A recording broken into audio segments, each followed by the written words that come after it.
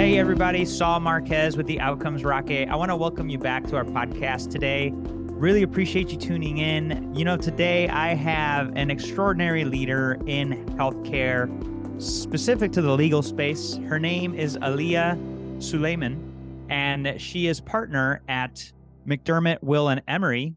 She helps clients navigate complex regulatory, privacy, and transactional matters related to technology, with a focus on data strategy, artificial intelligence, and machine learning, practically everything that's driving healthcare innovation today.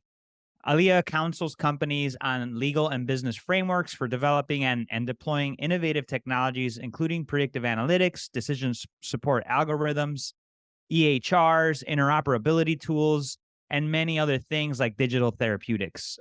She was also previously with Epic, very well known in our space, and really just a pleasure to have her here with us. So Alya, thanks for joining us. Great to be here, Saul. Thanks for having me. It's a pleasure. It's a pleasure. Anything you want to add to the intro that I may have left out? No, you got it. Maybe the one thing I would add is that healthcare, and especially digital health these days, you can't really have a conversation about anything technology related without interoperability and data access coming up.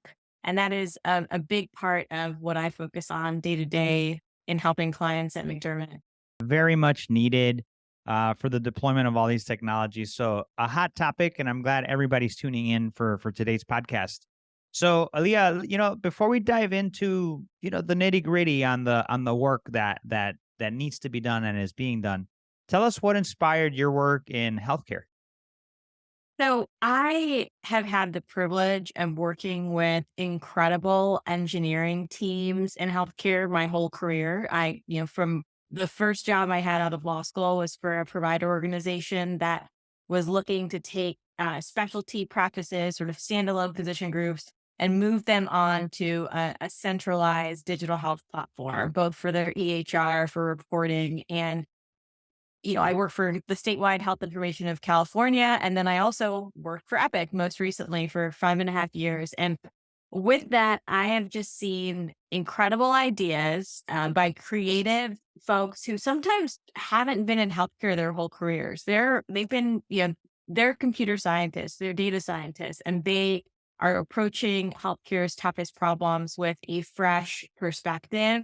And I love helping them get their idea from light bulb to launch, and standing by and watching them see the rewards and the benefits created for patients and providers. And as a patient myself, and so I had a baby last year, so I had a lot of interaction with the with the healthcare system last year, and it is incredible to see frankly, some of the ideas that I helped shepherd through regulatory and legal hurdles manifest in like how I interact with my patient portal and how easy it is to access my notes or access, my test results and, send those to people. And all of that works with the combination of technology as well as an understanding of the legal landscape, both from an interoperability and privacy perspective. So it's awesome to be able to provide that clarity to folks. Yeah, that's great. And it's so good to connect the dots, right? I mean, you were doing all this work for a long time, and then you go to have your baby and you're feeling all the benefits of it sort of on the tail end of it. And that's Oh, the beauty. absolutely. I mean, I had the experience of moving, so I joined McDermott right, in my third trimester. Mm, So I moved from Madison, Wisconsin, where I was living and working for for Epic, Epic. Yep. to Los Angeles. Oh, And nice. I Good was move. yeah, it's been pretty nice. I do not miss Wisconsin winters. But, I had the experience, and oh my gosh, I'm in a very active care setting. I need to transfer my records from my healthcare organization in Wisconsin to UCLA in Los Angeles, and it was easy. It was Amazing. it did take a little bit of you know um I happen to know the right words to use when Sure. I'm requesting a records transfer, and I come from Epic and was, seeing two different hospitals that were both on Epic. So that definitely helps. But it was one of those things where I really felt the real world impact of the work I was doing supporting interoperability policy and information sharing, as a patient. And it made my life easier, here in sunny Los Angeles. I made a similar move a while ago. I was in Chicago and moved to San Diego. Oh, Loved the move. Did not miss the winters. So congrats on that move. And so, all right, so let's dig in, Aliyah. So at McDermott, Will and Emery, there's a focus on these things that we just mentioned: data, interoperability. What value are you adding to the players in the healthcare space that need to understand and maneuver within these necessities? I never in a million years thought I would work for a law firm until I met the team at McDermott Will and Emery. And the reason that I was taken by the folks here is that the entire team of healthcare lawyers, and the digital health team in particular, really focuses on demystifying the regulatory and legal framework that exists and applies to digital health tools. And you said it perfectly before. They connect the dots. They help folks manage risk and understand their regulatory obligations, but they also identify opportunities created by the law. And so one of the ways I like to think that I add value is that when folks have a good idea in healthcare, or they want to experiment or test out a new care delivery modality, maybe some sort of hybrid or tech enabled virtual care model, and they want to figure out how to access the data they need to provide that service and to make sure that they can integrate their service with the existing, sometimes not always the friendliest infrastructure that we've got to deal with from Health IT. So my focus is always making sure I really understand the problem that they're trying to solve, and that I help them not only do it in a compliant and sort of legally sound way, but help them identify the opportunities. So, for example, folks talk about information blocking and the information blocking regulations that require all of this data sharing between providers, developers of certified health IT products. The information blocking regulations, definitely create some compliance burden, but they're also paired with an opportunity. They carve out pathways for deeper, more real time access to data that can be hugely valuable for emerging startups and digital health companies to understand and take advantage of, to really build the foundations of their own forms. That's really great. So really, while working to stay compliant and work within the law, opportunities come out when you have the trained eye. And so as you think about the main stakeholder group that could benefit from the work that you do, who would you point to? And I work with so many folks in the healthcare industry. I work with health systems that are doing innovative things and want to make sure that compliance overhead or burden doesn't get in the way of that work. I work with health plans who are looking to use artificial intelligence and machine learning models into utilization management and other workflows. And then I work with the actual digital health companies themselves that are creating these solutions and really looking for ways to reshape the healthcare experience with technology. So work with folks across the spectrum of the healthcare industry, but my focus is really on technology. And one of the I like to call my time at Epic Health IT graduate school. I was Yeah.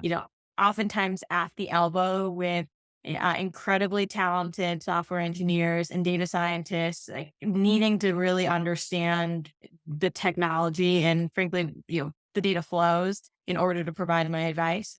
I like to bring that understanding of technology, how digital health, like the ecosystem and the technical architecture, actually work, into context when I'm providing legal advice. And one of my favorite things to do with digital health companies in particular is when they have an idea that they are looking to commercialize. One of my specialties is actually coming up with the contractual framework for them to sell that idea.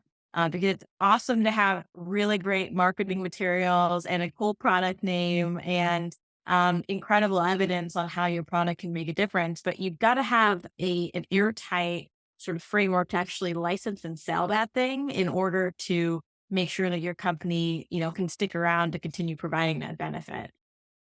Yeah, that's a great call out. And the other thing I think too, having a vehicle to sell it. The other thing is just having somebody to remind the entrepreneurs, because a lot of entrepreneurs are coming into healthcare outside of healthcare from technology. They may not understand the importance of interoperability. And to have somebody like you and the firm that could say, "Hey, if you don't do this, you're not going to sell any or very few whatever you sell," I think is a huge benefit. Absolutely. And we're seeing that same kind of we're seeing that same sort of checkpoint of, here's what a sophisticated buyer is going to ask you. Are you ready to answer these questions? That is definitely a role I play. And increasingly, adding on to the interoperability questions that companies need to prepare for, if they're describing their solution as having an artificial intelligence or machine learning model component, there are also vetting questions, due diligence questions that they're going to have to be prepared to answer about how they deployed that AI within their system or within their tool responsibly. And so that is increasingly an important focus of, I mean, half of the client conversations I have these days are really sophisticated healthcare buyers asking for advice on what should our procurement checklist for an AI enabled tool look like. And so it is we have so we're advising on that side, and then at the same time we're trying to get the digital health companies that we work with ready to answer those questions and it in a clear and really accurate and precise way.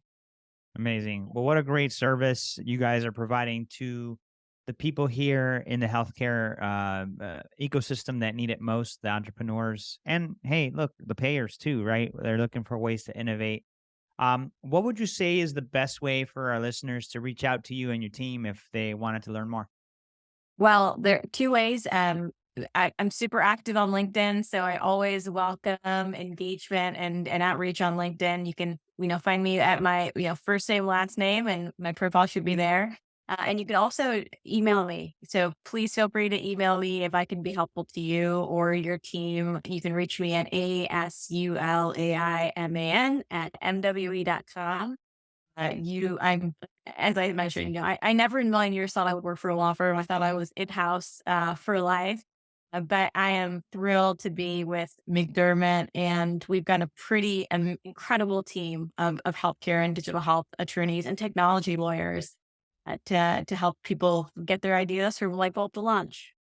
Love it. Well, can't thank you enough, Aliyah, for the ideas you've shared today. Folks, take advantage of reaching out to Aliyah if you have questions or, think that you might be missing out on a potential thing that could make your company go south. It's the little things that make the big difference. We will leave Aliyah's information, both her email and her LinkedIn in the show notes. So make sure you check that out. And remember, you got to take action, because if you stop at listening, you won't get into that rocket and take off with your outcomes. Aliyah, thank you for taking action and being with us today. For having me, Saul. It was fun. It's a pleasure.